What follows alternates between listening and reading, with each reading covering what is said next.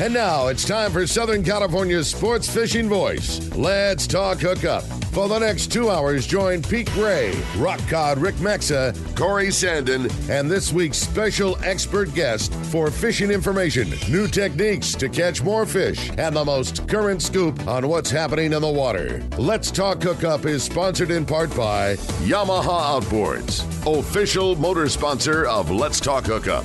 Royal Polaris, the world's finest long-range sports fisher. By Ford, the official truck of Let's Talk Hookup, and Shimano Rods and Reels. Fish with the best. Shimano. Get ready for the fastest 2 hours on radio with the hosts of Let's Talk Hookup, Pete Gray, Rock Cod Rick Maxa, and Corey Sandin. Good morning, anglers, and welcome to Let's Talk Hookup. Man, do we have a great show for you today. Mike Shane from Hub SeaWorld Research Institute joining us. We have so much cool stuff to talk about. Always really fun having somebody from the scientific community, especially a good fishing buddy like Mike. It's going to be a really fun show. Lots of great stuff to cover, and we look forward to talking to you. You're listening to Southern California's sport fishing voice. This is Let's Talk Hookup on the Let's Talk Hookup app and radio network.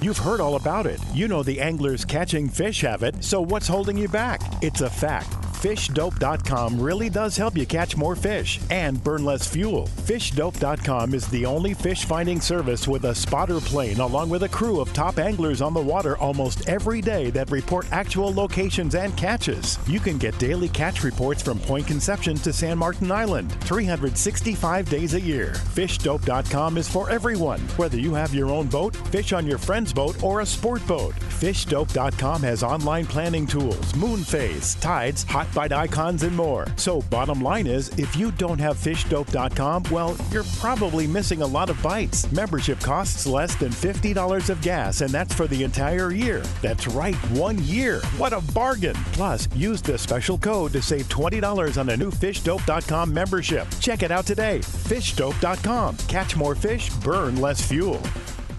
Lever Drag 2 speed reel at an affordable price. It's Speedmaster 2, the extremely durable, high-performance Speedmaster 2 with high maximum drag power and a smooth, ultra-wide range of drag adjustability is an absolute fish-fighting machine. Its rigid hogany body prevents misalignment of moving parts under the heaviest loads. Plus, a spare drag cam is included for optimal use with monofilament lines. The Speedmaster is now available in 4 models, 12, 16, 20, and 25. This is the perfect reel for the angler looking for a powerful, lightweight, smooth casting reel for tuna or other powerful saltwater game fish at more affordable price. Nothing in its class can match the Shimano Speedmaster 2, built to provide high-end performance and durability in a compact, lightweight frame. Get the Shimano Speedmaster 2 lever drag reel at your local Shimano dealer. Check Shimano.com for all the details. We all need to get around, but we all need something different from our vehicles. Your San Diego County Ford dealers have you covered if you're looking for a new truck this month. Plus, it's SUV season, so they have great deals for everyone. Whether it's a new EcoSport that is nimble and fun around town, or the Ford Explorer that is capable of putting a boat in the water and has seating for 7, Ford has you covered. Ford trucks and SUVs aren't just powerful and legendary. They have the latest technology that helps you seamlessly connect your smartphone and ensure you're safe on the road. Features like Pro Trailer Backup Assist on trucks are truly a game changer at the ramp, helping you back up a trailer by simply turning a knob on the dash and doing the hard work for you. So check out all the great deals during SUV season and save some money on the right gear for you. Learn more at buyfordnow.com or visit your San Diego County Ford dealers today. They'll be glad to hook you up. Hook up!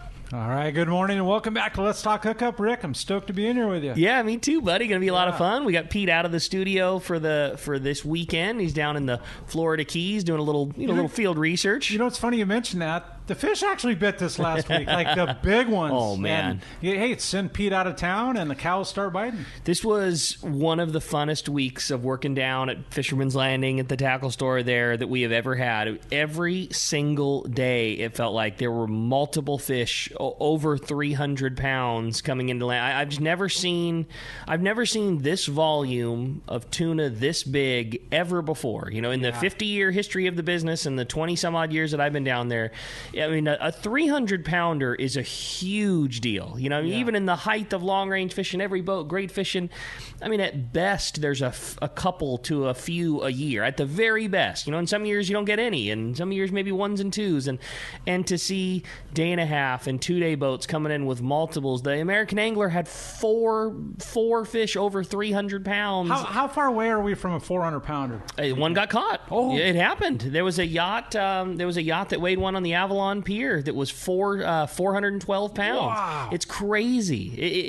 It's been so much fun. Insanity. It really has been. And yeah, you said best they're biting. And what's so cool about it too is it's not just feast or famine with those giant ones. There is some fantastic middle to big. It's like we've said it a few times when Tom Green's been on the show, but like all age classes seem to be available. There's great fishing, both drift and anchor fishing on regular, the Southern California sport boat fleet cut their teeth on, like 30 to 50 pounders. There's great fishing for those. Then there's also a lot of like 100 to say 150 pounders. Nothing to shake a stick at. And right? then there's a few of these giants. So lots of boats have had really good success, on catching, great scores and even limit scores on big school-sized bluefins, and then, saving the last few bullets and going out and trophy hunting and catching a couple. It's been awesome. Yeah, really fun. Really fun. And speaking of really fun, we've got a really fun buddy in the studio today, and that's Mike Shane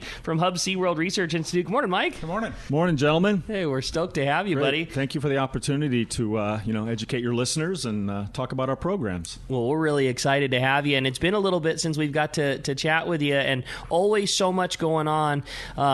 You guys do so much behind the scenes that obviously us, on the outside don't know about, but the biggest thing that you're so known for, at least with us and our anglers, is the sea bass program, and still going strong? Yes, there's obviously it's been an interesting year, as it's been for all of us, and a lot of changes have also happened this year, and we've managed to navigate our way through the pandemic, et cetera, this whole year. I mean, the way it started back in March, or when it started back in March, we had over 80,000 fish in production moving through our hatchery. And so, as when that hit and everything was locked down in the middle of March there was a lot of questions, and can we even go in to take care of our fish, and what are we doing? And everyone was sort of trying to figure out how we're going to manage this. And so we eventually have to, as we've gone through this process, implement plans, how to keep our staff safe, spacing, mask wearing, etc. So we then worked out the plan. We actually had to tag those fish, so we managed over the next couple of weeks to get those fish tagged out to the raceways, so they move from inside the hatchery to outside the hatchery, and that's sort of their first exposure to Mother Nature's seawater, just basically get some basic sand filtration. So we're holding them there, making plans for deliveries, and then Mother Nature decides to add her own pandemic. Yeah, throw a second curveball at you. Yeah, with the red tide. So now we got all our fish out there outside. And the water in the raceways is black from the red tide. The sand filters are working overtime. They're backwashing frequently. You could see the oxygen was dropping down there, so we would, we added more air stones. We kept our fish, alive and healthy. But, after a week of not seeing our fish and not knowing how long this red tide was going to last, because it was unprecedented. I mean, we've never seen this many cells per volume. Oh, really? In previous years. Okay. Yeah, I forget the actual numbers, and we're talking, 9 million or millions, per, mil of seawater. Wow. But it's just crazy. And so, we then, not knowing what was going on, and we requested emergency release permission from the department. And so they gave us that permission. And in the lagoon, what was going on? Emergency release of the fish. Yes. Yeah, okay. So we were able to release them, and so we put a plan in place. And what we were seeing with the ebb and flood of the tides in the lagoon was that at low tide, all this water from the back part of the bay was coming out, and the water was anoxic, and that's when all the wild fish were floating up. You'd see invertebrates trying to climb out of the water, and we even saw lobsters molting. I think the stress of all that. Wow. So But at high tide, the waters were super saturated with oxygen. A high tide was right at dusk. So we know from previous studies that our fish like to leave the lagoon at night on an outgoing tide. Okay. So we released, over our next successive nights, a few thousand each night, 5,000 to 7,000. Awesome. And so the fish, hopefully I went out the next morning.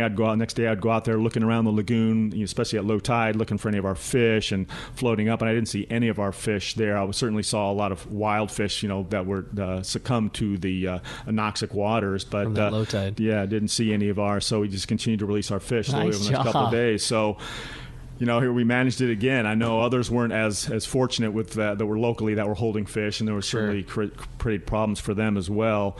But we've been doing this for 30 years, and it was we're always prepared, and we've got oxygen and air and all kinds of stuff to throw in the water, so to keep them going. And we didn't lose a single fish, so that's great. What a cool story. Yeah. I you forget about things like that. We were BS when the red tide happened. It was in the middle of the pandemic, and none of us were really fishing. And it was something that you went down to the beach and you saw the green waves at nighttime, and you don't think about that from the outside. What a major issue that is. I mean, the entire hatchery is pulling water from right there. Yeah, so again, we that's great job. That's got cool. through it, and we're good team continuing effort. to move forward. Yeah, so thank you. That's awesome, and still continuing right now. I mean, obviously we're past that, and you got all those fish released. And how early in the stages were those released in comparison to where if the red tide hadn't existed, how long would you have held on to those guys? Like, what's an average time that the fish are in your those fish were a little bit larger. They were probably around 4, 5, 6 inches. I mean, typically we try to release them around 8 to 10 inches. Okay. So, they were destined to go to grow outs to grow through the spring months and release before summer. So they had a couple more months to go. But again, they're a little bit better than totally releasing a 1 inch. So that was good. That's great. We got them out there. So it wouldn't have been much longer. Although some of them we were planning to do some longer term research and hold them and grow them to a little bit larger size. Possibly even getting some over to Catalina was part of the plan, and that's kind of been interesting, kind of manage our way, because Catalina has been shown, at least for our program, potentially have a good impact for the fishery with regards to the fish that we've released over there. Okay. Their survivorship, et cetera, seems to be something unusual going on over there, where we seem to have a high survivorship of fish that we release over there, at least those that recruit to the fishery. Yeah. And you're still tagging every single one? Yeah, every single, like you were talking about that you had 80,000 fish in your care at the time. Every one of those has got a chip in it. Yeah, so we tag every one of those, and we've got tagging stations, so it's a multi-week process. I'm sure. Tagging about 5,000 fish, a day. I was just tagging yesterday. In the last couple of days, we started tagging the next batch of fish. That we started another production run here in July. Great. So fish will be loading up all the volunteer grow out sites that are run by the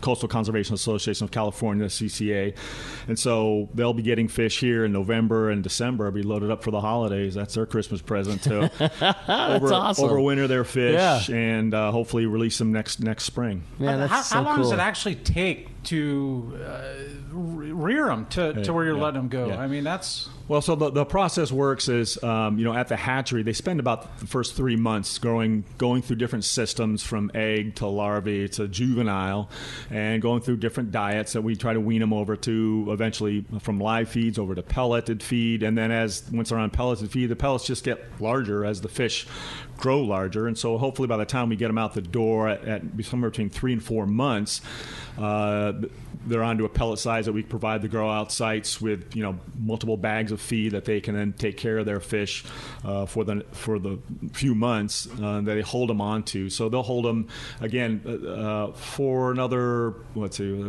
4, 5, 6 months, and then release them once they get to that 8 to 10 inch size. And then the white sea bass during its first year of life, at least from our hatchery operations or culture operations, grows about 1 inch a month. So a year-old sea bass is about 12 inches or so, and so their growth rate at that size is pretty exponential. It's and then they start slowing down as they obviously get older in life. The next year, I think 2-year-old fish can be anywhere between 18 to 20 inches, and 3 years It starts slowing down. Right? Yeah, a little bit. Yeah. And then by the time they reach 5 years, females actually, we've done some age and growth studies and can see that, at about 5 years in age, that the fish tend to distinguish between males and females in their growth patterns. Okay.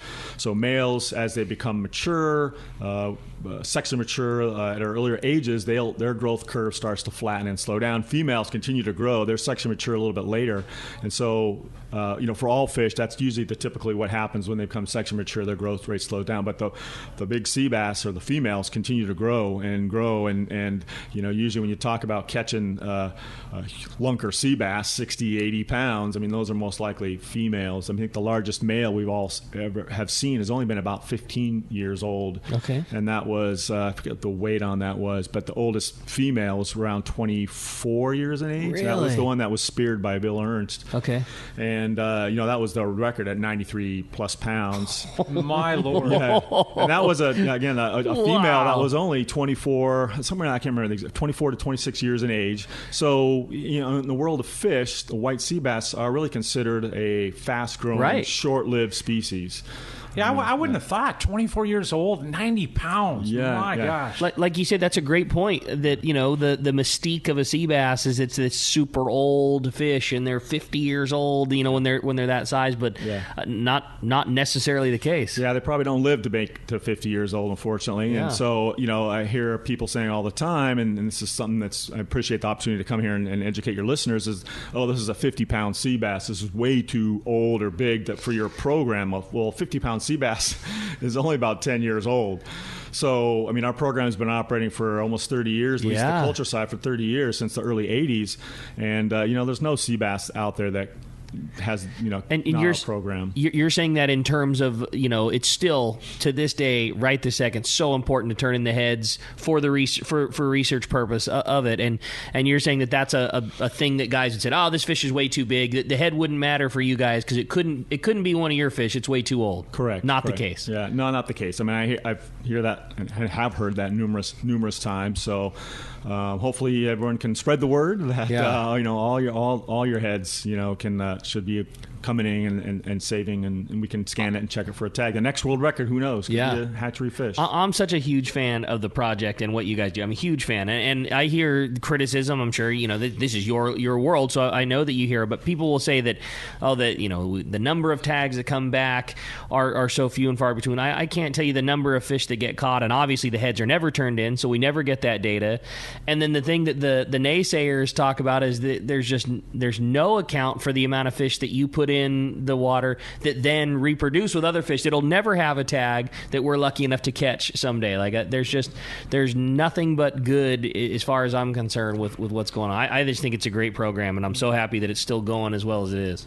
Thank you, and that that's correct in those statements. And just to add further insight into that is that a few years ago we had independent scientists from around the country review this program, and again, while we know the contribution was low according to what the data they analyzed, they showed and discussed that with as little as releasing 100,000 fish, that we could have a huge impact on the fishery if we just get them over some humps and get them to a little bit larger size.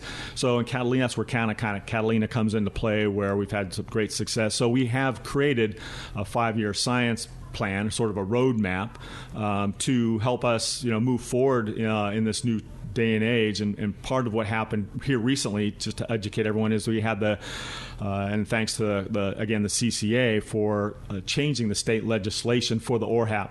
So Assembly Bill 1949 was just signed off by the governor about a month ago, and basically it changes the ORHAP, or updates, I should say, the ORHAP legislation. There were some, the way the old legislation was written back in the early 80s, et cetera, had some names of different organizations that are on the ORHAP panel, for example, that no longer exist. So they just made sure that it was updated, as well as created a separate scientific advisory committee as part of this. So now the department is trying to fulfill those obligations under 1949 to get people in place early next year, so we can start to then have meetings, evaluate, and continue to move the program forward following, our science, the 5-year science plan, or, working with the science advisory committee to see where, how best to move this program forward. That's awesome. Yeah, Man, this is great, right? Yeah, I like it a lot, and such good education and information ahead of us, and I can't wait to learn more. Yeah, knowing a 10-year-old fish is 50 pounds, are you kidding me? It's good stuff for sure. Hey, we've got a full 2 hours ahead of us here on Let's Talk Hookup with Mike, and all this information from Hub SeaWorld. And if you want to join us, 833-288-0973. We're giving away a full-day trip on the San Diego out of Seaforth. You can't beat that. That's a good trip to be on right now, huh, Rick? Yeah, no doubt about that. And we have the texting option, too, if you haven't heard of that. Yeah, just join us on the download the app, and you can send us a text. Please make sure to leave your name with your question or comment you have for Mike. And, so you can do it that way on the app with the texting option, or calling us at 833-288-0973. We're going to be right back on Let's Talk Hookup on the Let's Talk Hookup app and radio network.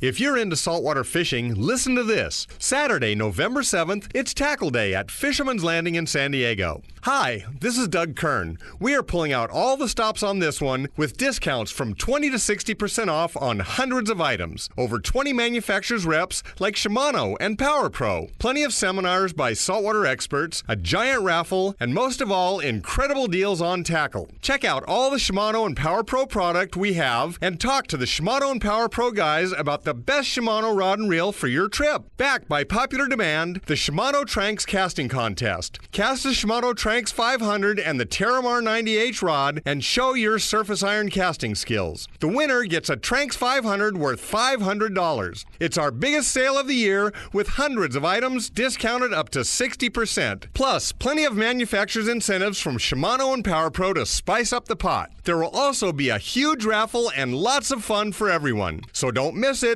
Tackle Day at Fisherman's Landing. Unbelievable pricing on tackle, clothing, and accessories. Saturday, November 7th. Check saltwatertackle.com. One of the dream trips for most anglers is Alaska. There are so many lodges. How do you make a choice? It's easy. Choose the one most Let's Talk Hookup listeners return to time after time. Kingfisher Charters in Sitka, Alaska. No one does it better than Kingfisher Charters. They offer the best service, the most comfortable accommodations, fantastic food, and the finest charter captains in Sitka. All for the ultimate value. One visit and you will understand why nobody beats Kingfisher Charters. Sitka is famous for some of the best runs of salmon in Alaska. And if giant Alaskan halibut is your target, the expert captains at Kingfisher Charters know the hot spots and can put you on a fish of a lifetime. Plenty of rockfish and huge lingcod are there too. And when it comes to fish processing, the best in Alaska is Kingfisher Charters. It's all included in your package. In fact, everything is included except tips. It is truly amazing how the Kingfisher crew continues the quality of service they deliver year after year. Kingfisher Charters, 800-727-6136, or check kingfishercharters.com. Filet knives shouldn't be disposable. Introducing Afco filet knives that are built to last. Designed in collaboration with Boker, Germany, Afco knives feature 4116 German stainless steel, bonded with titanium nitride to ensure optimum corrosion resistance and exceptional edge retention. A non-slip TPR handle maintains a firm grip when processing game fish. Premium in every sense, Afco filet knives are available in multiple length options to provide the right tool that gets the job done season after season. Filet knives from Afco. Any fish, any water.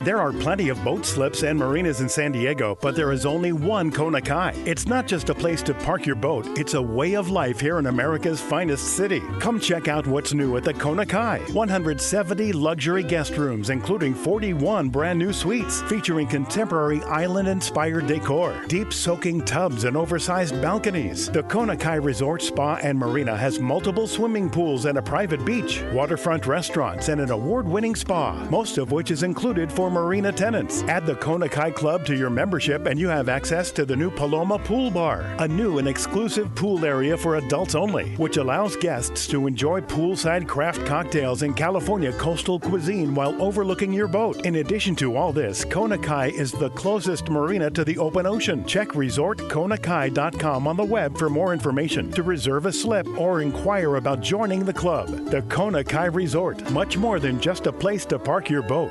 Fifth Avenue Insurance has a new name. It's Snap Insurance, still providing anglers and boaters with the best in boat insurance and the lowest rates. The experts at Snap Insurance will make sure your boat and property are covered right. Traveling to Mexico? Snap has you covered. You can even work with your agent to wrap your home and auto with your boat policy to save even more. Call them for advice on your current boat policy or any of your insurance needs. Snap Insurance, 800-527-6617 or snapins.com. That's SNAPPINS.com.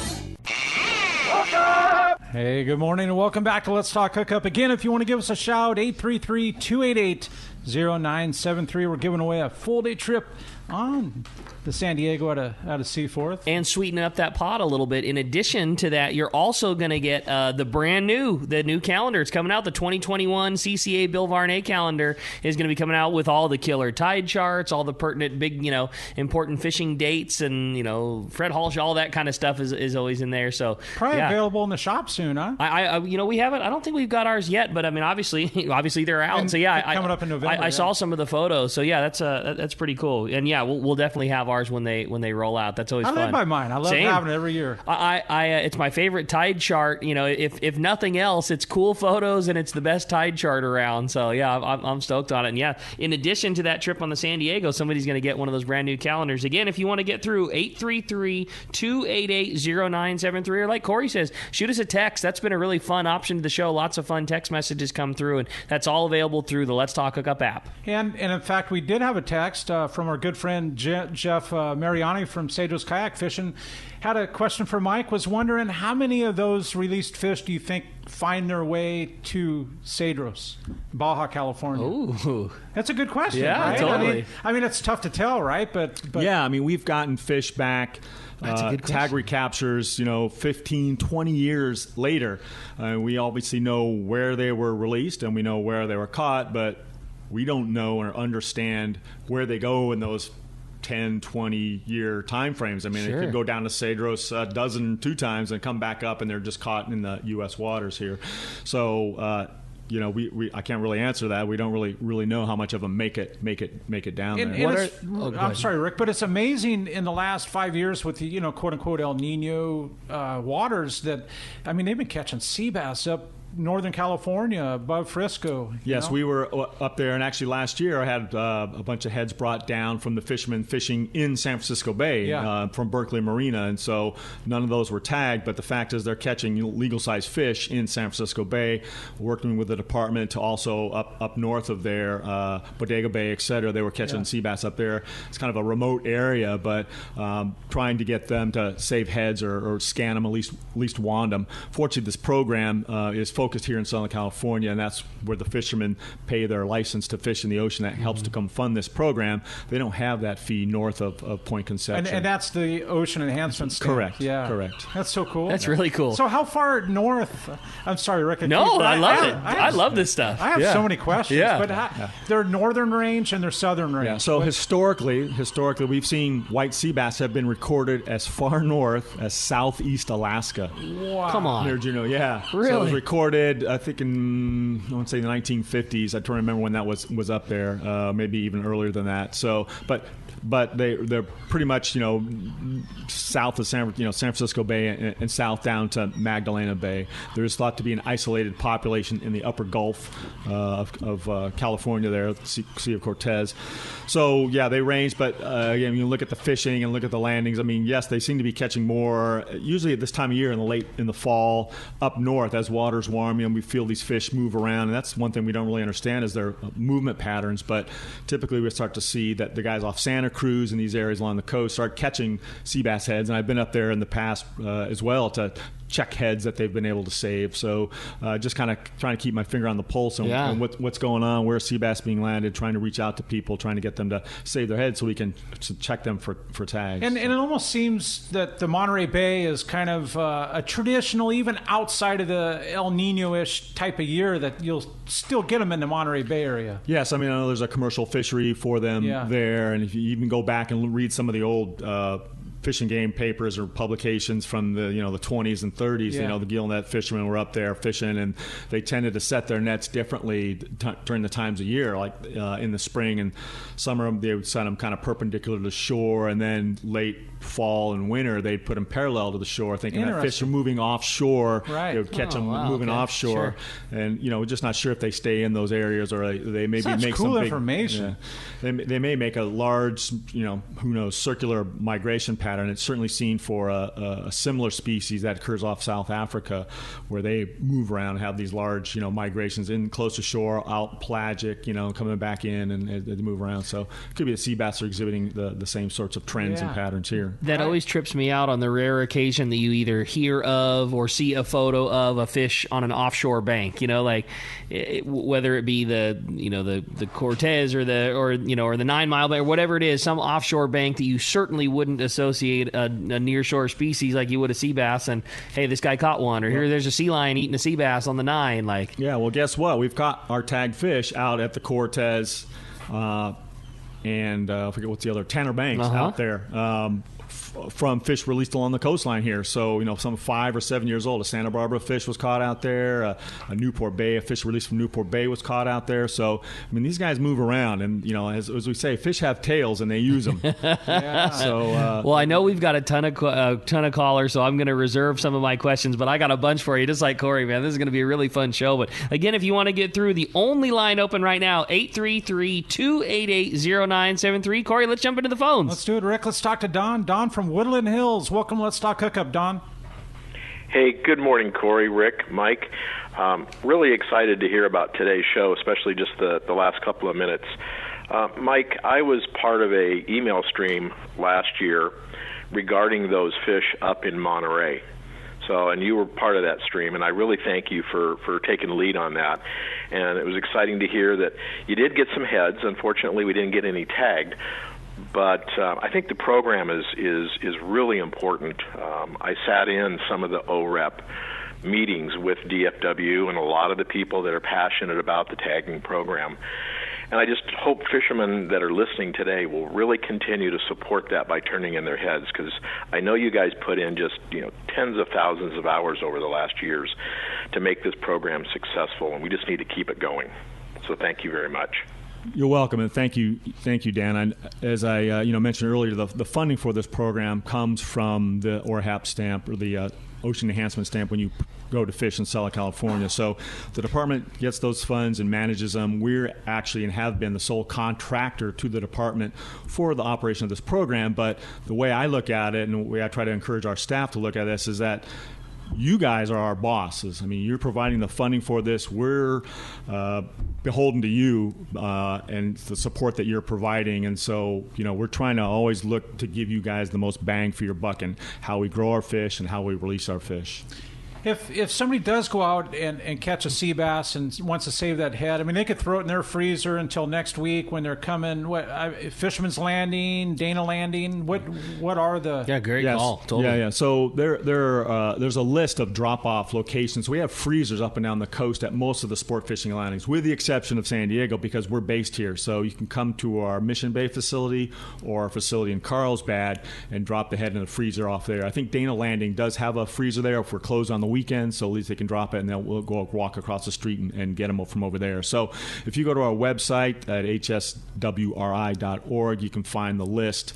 It's on various websites as well, too, of the drop-off locations. So you just get a head in there, label it with your name, date, location. Obviously you can keep it quite, secret. You can just say, I caught it at Catalina Island. I mean, it's a large island, but if you want to put West Cove on there, that's fine, or East End, or however, that's helpful. But just a general region. General. Yeah.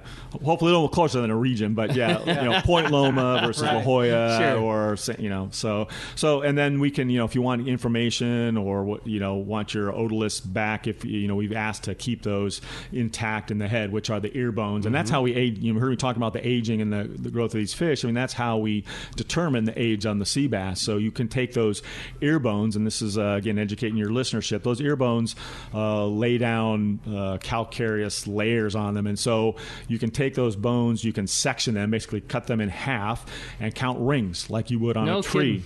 And so that's how you can age the sea bass. And so if we get a tagged fish back, we want to make sure, especially if it's an older fish, to continue to understand and look at the rings and make sure that we what we call validate what we see in wild fish by using our tagged hatchery fish to what we know the age of. So when we get a 20-year-old fish back, do we count rings? Do we see 20 rings? Do we see 40 rings? What's going on? And typically what we see, or what we have seen, is rings correlate with the age. So we see 2 pairs of rings each year. It's right in line. Yeah. That's really cool. It's really neat. Right on. Don, thanks a lot for your phone call very much. That's a great one. Let's jump right back into it, Corey. Let's do it, Rick. Rich from Bradley. Thanks for joining us on Let's Talk Hookup, Rich. Good morning. Hey, Rich. Yeah, good morning. The white sea bass is really a special fish, so this program is just awesome. So glad to hear about it. And I'm wondering, do you have any collection points that are up around my neck of the woods? I'm usually fishing out of Avila or from Morro Bay. And I got one other follow-up question is, what have you learned from this extensive program that you put so much time into that we could apply as hook and line anglers? God, great questions. So first question, no, we don't have any drop-off points up in Avila Bay and Morro Bay area. Although I have worked with a local restaurant market / commercial fisherman that brings in sea bass, and so years ago we got a lot of heads brought down from up there, but we haven't continued that relationship. And kind of the catches up there seem to wax and wane. But there's certainly been interest in that area, even interest to do grow out up in that area. Fortunately, the water's a little too cool, especially for the younger fish. But the second question was, what have we learned? Yes, I mean, we've learned quite a bit. I mean, as far as the culture side, we've obviously learned how to grow these fish, and it's a constantly learning process. What have we learned that you could apply? I mean, we know that these organisms croak. They're in the croaker family. The males are the ones that create this croaking, and so there's thought if you could go out there and hear this croaking, that possibly you could key in on where the fish are. I mean, I know the spear fishermen talk about it religiously over the years that I've worked with them with regards to they can go down there, they can hear them, they know where they're around. They even try to replicate sort of that. But, we know that those croaking sounds help to synchronize and coordinate spawning events. So usually there's a person that worked, a former employee that worked with us, did his master's work over at Catalina Island, studying those croaking sounds of the broodstock that we had in captivity there. So he had identified, I think, 7 different croaking patterns, and can basically tell the lead up to a spawn event that usually happens around dusk. Really? I mean, that's a strategy that these pelagic spawners do to help increase the survivorship of their eggs by broadcasting their spawns at night where the predators can't see them, and hopefully give the eggs to disperse and hopefully increase their survivorship. What crazy this is information. So cool, man. Yeah. This is so cool. So the croaking is something maybe that only happens during the spawning season, or is that, you think they do it all year? No, we think, again, given what we see in our broodstock tanks, we only hear that croaking when they're spawning in the tanks or in the spawning cycle. Crazy, because we can alternate that.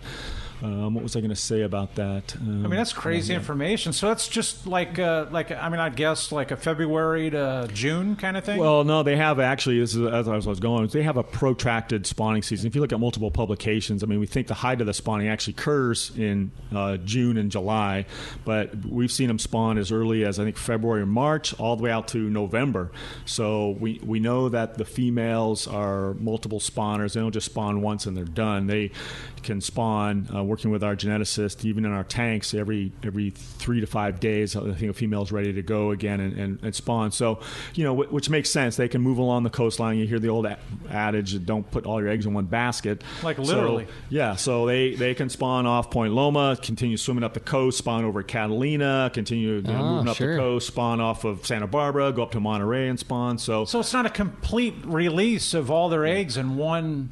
Yeah, no. So they have multiple stages of eggs developing in their ovaries inside the female. So they'll release their ones that are hydrated, ready to go. Meanwhile, they've got primary oocytes or younger eggs developing within there, and they basically, the young eggs start on the walls of what we call the lumen of the ovary, and as they mature, they sort of move out towards the middle of the ovary, and that's when they get released. Yeah, so there's different stages of eggs always in the ovaries of the fish. That's crazy This is information. so cool. Yeah. And it seems so weird. I mean, calicos is my passion in life, right? And it seems like they're either pregnant. I mean, they're either holding or they're not. It seems like they tend to release them all in one cycle, kind of. Yeah, I haven't studied that species of fish. Another thing that's interesting is that they can actually change sex. They're considered, I think... calicos? Yeah. Really? So they can have both sexes. Yeah, like a sheephead. Yeah, like a sheephead is we know that they're hermaphroditic, where they can change based on they're all born females, and then when they don't encounter enough of males, the ratio of encounters, the dominant female will then convert over to a male. You're leaving my head spinning. We're not talking about sheephead. We're talking about calico bass. Yeah. So wow. I don't know the whole. They can actually go either way. I don't know if they have that same. They don't really have that same relationship like a sheephead does, where they're all born one sex and they change. I think they can go back and move back and forth. I don't know if they go once they convert, for example, a sheephead converts to a male, they can't go back and say I want to be a female. They're permanently there. I got you. Yeah. Craziness. That's wild. Right? Yeah. So cool. Speechless. Yeah, man, that's great. Yeah, that's great. Man, we got a lot more information coming up, some crazy stuff as you're hearing here, and you want to give us a shout, we do have a line open at 833-288-0973, and that's your chance to win a trip on the San Diego out of C4 Sport Fishing, and thanks to Bill Varney, a 2021 calendar, and I can't wait to get my hands on that one too, Rick. Just can't wait for 2020 to be over, man. Right? I know. I hear you there. The fact there's a calendar coming means there might be an end to this one. Exactly. Hey, we're going to be right back on Let's Talk Hookup on the Let's Talk Hookup app and radio network. All of us at the American Angler family want to express appreciation to our regular passengers that fish with us year after year, and to the new anglers that came out this last season. We realize how precious your vacation time is, and we are truly grateful that you have chosen to spend this time with us. It's important that your experience is memorable, from the moment you call the office to the time you step off the boat. Hi, I'm Lori. Call me at the office, 619-223-5414, or check us out at AmericanAnglerSportFishing.com. Come fishing with the American Angler family and make a memory. Here's John Ireland for Rancho Leonero. You know, the ranch is unique. It's one of the few places in the world where you can still drive ATVs up the beach. We have fishing from the beach. We have dive trips that we run to Pomo in a number of different spots. Kayaking, of course, has been real big. We were one of the first hotels to introduce kayaking. The ranch is small, it's intimate. It's 34 rooms, so everyone gets to know everyone. The old saying, where everyone knows your name. Well, truly at Rancho Leonero, the employees do know pretty darn near all our guests' names. And what's even more interesting is most of the guests know each other's names. Very personal, very intimate, and a special, special environment. 2 miles of beachfront, a mile on either side of the hotel. Rancho Leonero is really the last of the old-style Baja fishing resorts. 1-800-646-2252. 1-800-646-BAJA. And RanchoLeonero.com. I'll personally guarantee your best fishing experience and vacation at Rancho Leonero. Dana Landing in Mission Bay is truly the one-stop shop for a great day on the water. This is Chelsea. Come see me and our expert fishing staff for just about anything you need for a great day of on-the-water fun. Looking for a fishing charter? Dana Landing has you covered with the Blackjack, perfect for up to 4 anglers, or the Impulse with up to 6. Dana Landing has a huge selection with everything you need to catch small bay bass or giant tuna. We will be sure to set you up with the right gear. We even offer reel repair and Mexican and California fishing licenses. Don't forget the amazing deli at Dana Landing with all the food, ice, and beverages you need to complete your day. Need freshwater tackle? Head to East County Bait and Tackle with all the finest rods and reels, the hottest freshwater lures, and live bait. ECBT has an amazing staff who love to share their passion for fishing. East County Bait and Tackle is located at the end of the 67 freeway on Main Street in Lakeside, and Dana Landing is next to the Dana Launch Ramp on San Diego's Mission Bay. Check out danalanding.com for more details. Hey, it's time for the 30-second Power Pro seminar. Here's the hot tip for those of us that like to fish with small reels for big fish. Fill your spools with Power Pro Max Quattro. It's 25% thinner than standard Power Pro. That means you're going to get more line on that small reel. Plus, you can fly line your bait more effectively. Here's another tip about Power Pro Max Quattro. Your casting distance will increase in addition to increasing your spool capacity. So downsize your tackle and use Power Pro Max Quattro. Check powerpro.com for more information. Get ready for the largest outdoor sale in our history. Saturday, November 7th, it's Tackle Day at Fisherman's Landing in San Diego. Hi, this is Doug Kern, and we will have great savings from Daiwa on Lexa, Saltist, and Saltiga reels. A fantastic offer on the Proteus Wind Grip Rod, too. Over 20 manufacturers reps, including Daiwa, plenty of seminars by saltwater experts, huge raffle, and most of all, incredible deals on tackle. Up to 60% off. Tackle Day at Fisherman's Landing, Saturday, November 7th. Check saltwatertackle.com.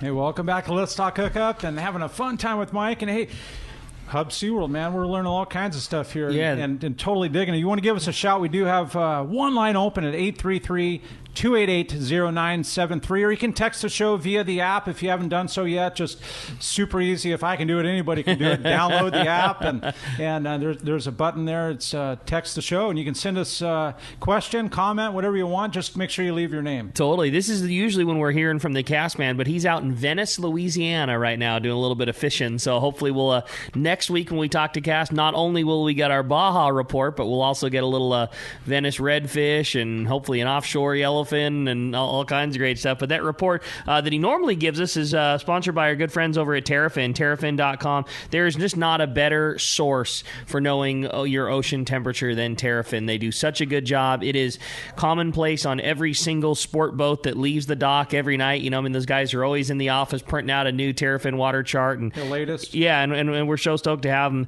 Not only is it just temperature, but it's temperature, it's chlorophyll, and more. And with Terrafin Mobile, you can download your charts and take them with you on your mobile device. Terrafin is the professional's choice for accurate information, and always check terrafin.com for the latest charts multiple times. You know, they'll do them 2-3 times a day even, and, you know, getting around clouds, that kind of stuff. It's just a great site. Pretty cool, Rick. No doubt about it. Well, the phones are packed up. Everybody's excited to talk to Mike. Let's just jump right back into him. Let's do it. Let's talk to Mike. Mike calling from Rosemead. Hey, good morning, Mike. Welcome to Let's Talk Hookup if I can untie my tongue. Good morning. Hey, Mike. Hey, that happens to me all the time, too, so hopefully I won't do it right now. But, hey, good morning to everyone down there in San Diego. And my question for you, Mike, is how long do you keep the big brooders or the mamas and papas in the production line? And when you do replace them, do you try and get fish from different areas so they're not just collected in one spot, like the males and females? That's my 2 questions. Over. All right, yeah, those are good questions. The brood stock in our tanks actually have remained with us for a number of years, and we have a genetics management plan in place to move fish from tank to tank, especially the males. You know, I think it's like 4 or 5 fish, every year, move them around, and so we're trying to fully implement that. The challenge has been with funding, et cetera. So, but no, these fish will last and be in our tanks. I mean, 10, 15 years at least, in there. And then with regards to replacing the fish, part of our genetics management plan is to bring fresh broodstock in. So because these fish move around so much, the genetics is that they're not, distinct from, say, caught off Catalina versus caught off San Diego versus caught off Santa Barbara. So it allows us to collect fish where we can easily get them. And so the plan has been to fish mostly in recent years off of Catalina Island, and so we have a holding pen over there so we can catch fish, build up a number of fish, and then bring them over here back to the mainland. So Catalina has really been our working model for a number of years, and again, the fish, because of their genetics, we don't need to travel around searching for fish when we know that we have good success over there. So that's our plan for catching broodstock. When you get a new fish in for the broodstock system, do they immediately start to produce when you provide them the right conditions? Or does it take them a while to acclimate before they will spawn, that kind of stuff? Yeah, so it's we don't just bring them back and stick them right in with our broodstock. Our broodstock are healthy fish, and so we're not sure, just like in the Nemo, hey, you brought the fish, he's from the ocean, you want to sterilize them, all right? So our fish go through a process of about 45 days of quarantine at least, and then they'll get into our broodstock tanks. So it's usually at least 2 or 3 months before they get into those tanks, and so we don't really know. We're not monitoring the genetics of every spawn to know exactly which females or males contributed to a spawn event. We know, we can tell if it's depending on the number of eggs we get out of a spawn event. One female will put out over 1.5 million eggs in a spawn event. So we volumetrically, we measure all the spawns, and we know, hey, if we get 3 million plus eggs, that's 2 females, and so that sets up our genetics management plan for releases. So for every female that contributes to a spawn, we're able to release up to about 15,000 fish. So she's putting out millions of eggs, but we're only trying to get 15,000 fish out the door. So right now, for example, in our production that we're currently working through, we have 4 FEs or 4 females that have contributed to the spawn. So that means we can get out 60,000 fish, and that's what we're working towards to get to these grow out sites later this year and release in next year. This is so cool. I love this, man. Yeah, this is great, Mike. That's really, really cool. Well, I don't want to take away from that because we're in such like a good mode of talking about it, but what about other fish? I know that there's been plenty of I know there was talk about halibut and things like that. Is it right now, is it strictly sea bass, or are you guys doing other things as well? So yes, obviously under the ORHAP, it's just white sea bass. We have had for the recent years separate funding to investigate from private recreational fishermen to investigate other species, and halibut is one that we've selected and have been working on. Halibut originally 30 years ago was an ORHAP species, one that we were culturing, and we had done some releases back of fish, 97, 98 time frame, and so that's now being considered again for potentially a ORHAP species, but this separate funding we have collected broodstock, working with CCA to collect broodstock, and what's different about halibut is that we know and suspect that there's probably some subpopulation structure, unlike white sea bass. So, for example, halibut off of San Diego are a little different from halibut off of Catalina, a little different off of Santa Barbara. So we've collected broodstock for halibut, collect broodstock from the areas that we plan to release them. So we have a broodstock spawning in captivity for us here. We're working on the culture methods, continue to learn about halibut, because it's not a cookbook. Even with our sea bass, I just can't hand you a cookbook and say, hey, go grow halibut, go grow sea bass. So we're continuing to learn to culture them. We last year and in fall, working again with CCA, we released thousands of halibut, small juvenile halibut, into Mission Bay, and looking for those. We actually got some tag recoveries. We had the ability to trawl and try to recover those fish. We do have plans to release more next week, so working with CCA and others, and I can't really provide that information on where and when they're going. Otherwise, we need the exact time. I need the time and what color I should be fishing. So that's exciting news, and we'll continue to work on halibut separately. What I didn't mention earlier on is when we had this science review that took 3 years. There were 3 alternatives to that science review. They came out with 112 recommendations, but part of that plan or that review was to give the department some guidelines or recommendations. And so they basically had 3 options at the end of all that. A, discontinue the program. B, continue it with just white sea bass. Or C, continue it with sea bass and add another species.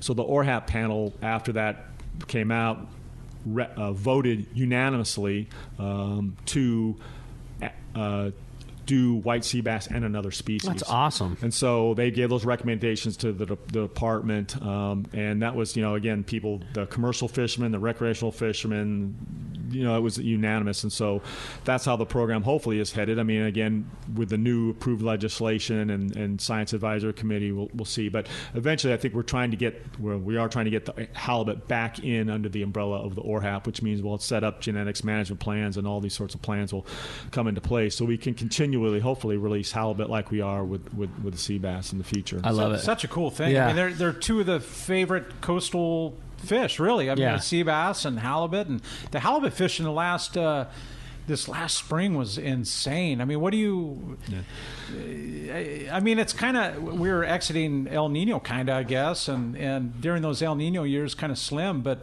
man, the halibut fishing locally was incredible. Limits, Yeah, I mean, if you look at what's called a stock assessment, so that's taking, stock assessment scientists take data from various resources, for example, the commercial landings or the recreational landings, and they try to model that. And so I forget how many years ago, it's been some time now, 8 years or so ago, they came out with a halibut stock assessment that looked at the stocks of the wild species. And they broke it into Northern California, so Point Conception North, and then Southern California. And what they showed back then was that the Southern California populations have been exploited or dwindled down to probably less than 15% of the pristine stock. So that means they've decreased by over 85%. Now they've been working on reevaluating and revising that stock assessment a few years, and supposedly next week I think they're coming out with a announcement, are going to be talking about the new revised plan. But still shows that Southern California stocks of California halibut are way depleted. below. Yeah, probably still in that neighborhood of 15 to 20% of what the pristine levels were. So it does require some attention. And the program that we do here with white sea bass, I mean, that's just one of the tools that fisheries managers, basically the Department of Fish and Wildlife, can use to help manage the fisheries. So what they decide to do with halibut, there are various options. Obviously, the worst case scenario, close the fishery down, change size limits, change bag limits. There's all seasons. There's a lot of tools that they can use, and who knows what they'll do with halibut. You were talking about the sea bass program, which has been going on for 30 years now, and I mean, there's nobody better making sea bass than you guys, except maybe a sea bass, and you're on track for putting out 60,000 in a year. Do you ever see the halibut program like reaching that kind of level? What do you think an ambitious goal is on how many halibut you guys would be able to kick out the door? Yeah, I mean, the sky's the limit, and a lot of that, what plays into that is the sizes that release, working out some of these culture techniques. So, working with, how much can the population, how much can be supported by the systems that they're being released into. I mean, those are all considerations, and this is part of why bringing this back under the ORHAP purview and the Science Advisory Committee to help give some guidelines or recommendations and review the process. The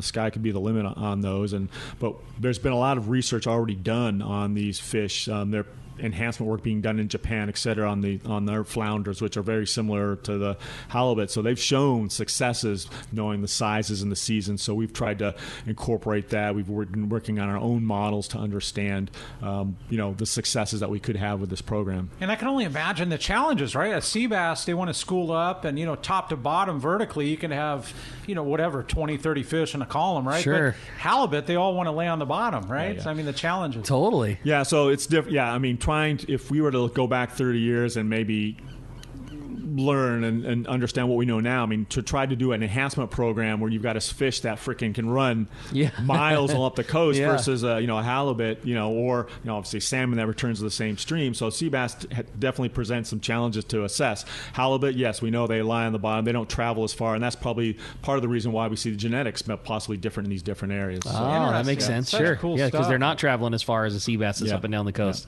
That's great. Yeah, the information's incredible. And in fact, if you want to join us, 833, we do have one line open, 833-288-0973. We're giving away a full-day trip on to San Diego out of Seaforth, and you could do the texting option too. Go to the app and hit the texting option, and we're going to be right back on Let's Talk Hookup. We're going to be taking more of your calls. It's Southern California's sport fishing voice. It's Let's Talk Hookup on the Let's Talk Hookup app and radio network. For your next trip, who needs travel insurance? You do. This is Bob Dawson from Dawson & Associates Insurance Services. We guarantee the lowest prices on all travel insurance plans with 6 companies and 122 different policies. These plans will include trip cancellation insurance, medical, medevac, baggage loss, and rental car coverage. Please call me at area code 619-990-3068 or visit us at safariglobaltravel.com.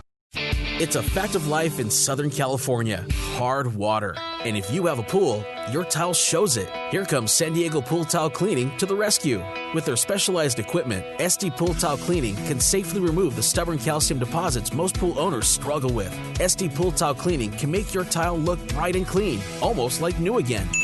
High-pressure pool maintenance cleaning can damage grout, stone, and dislodged tiles. San Diego Pool Tile Cleaning uses a low-pressure media blasting technique to protect your pool surface from damage and yield fantastic results. So stop making excuses for your stained tiles on your pool. Make them look like new again with San Diego Pool Tile Cleaning.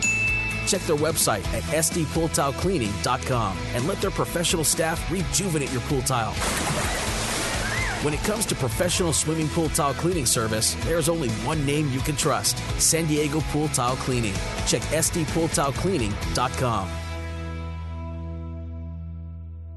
If you're into saltwater fishing, listen to this. Saturday, November 7th, it's Tackle Day at Fisherman's Landing in San Diego. Hi, this is Doug Kern. We are pulling out all the stops on this one with discounts from 20 to 60% off on hundreds of items. Over 20 manufacturers reps like Shimano and Power Pro. Plenty of seminars by saltwater experts, a giant raffle, and most of all, incredible deals on tackle. Check out all the Shimano and Power Pro product we have and talk to the Shimano and Power Pro guys about the best Shimano rod and reel for your trip. Backed by popular demand, the Shimano Tranx Casting Contest. Cast the Shimano Tranx 500 and the Terramar 90H rod and show your surface iron casting skills. The winner gets a Tranx 500 worth $500. It's our biggest sale of the year with hundreds of items discounted up to 60%. Plus, plenty of manufacturers' incentives from Shimano and Power Pro to spice up the pot. There will also be a huge raffle and lots of fun for everyone. So don't miss it. Tackle Day at Fisherman's Landing. Unbelievable pricing on tackle, clothing, and accessories. Saturday, November 7th. Check saltwatertackle.com. Many years ago, Baja pioneer Bob Van Wormer found the area he called the Great Fish Trap in the East Cape of southern Baja and built what is now regarded as the premier East Cape resorts of Palmas de Cortez and Playa del Sol. Today, following in their father's footsteps, Bob's sons, Bobby, Chucky, and Eddie, have taken Palmas de Cortez and Playa del Sol to new levels with the largest sport fishing fleet in Mexico, a luxurious spa, and top-of-the-line resort amenities. Van Wormer Resorts have become a destination for travelers worldwide. But for us, Palmas de Cortez and Playa del Sol are just a short 2-hour flight away. No other tropical fishing destination offers the experience and value that you'll find at Palmas de Cortez and Playa del Sol. Now you can plan your Baja fishing vacation quick and easy by visiting VanWormerResorts.com. And when you're ready to book, it's quick and easy. Or simply call 877-777-TUNA for more information. Van Wormer Resorts, the East Cape's finest. A top fleet and superb fishing is what Seaforth Sport Fishing in Mission Bay is all about. With free parking and fully stocked tackle shop, it's no wonder Seaforth Sport Fishing is a favorite among anglers. Come aboard top boats like the Aztec, Cortez, Endeavor, Apollo, Outer Limits, El Gato Dos, Pride, Tribute, Pacifica, Pacific Voyager, and the Voyager. Plus the new Seaforth, Sea-Watch, and San Diego offer the finest half and full day trips available. Seaforth Sport Fishing. For charters or regular open party schedule, travel, check seaforthlanding.com. Run by fishermen for fishermen in Mission Bay. We all need to get around, but we all need something different from our vehicles. Your San Diego County Ford dealers have you covered if you're looking for a new truck this month. Plus, it's SUV season, so they have great deals for everyone. Whether it's a new EcoSport that is nimble and fun around town, or the Ford Explorer that is capable of putting a boat in the water and has seating for 7, Ford has you covered. Ford trucks and SUVs aren't just powerful and legendary, they have the latest technology that helps you seamlessly connect your smartphone and ensure you're safe on the road. Features like Pro Trailer Backup Assist on trucks are truly a game changer at the ramp, helping you back up a trailer by simply turning a knob on the dash and doing the hard work for you. So check out all the great deals during SUV season and save some money on the right gear for you. Learn more at buyfordnow.com or visit your San Diego County Ford dealers today. They'll be glad to hook you up.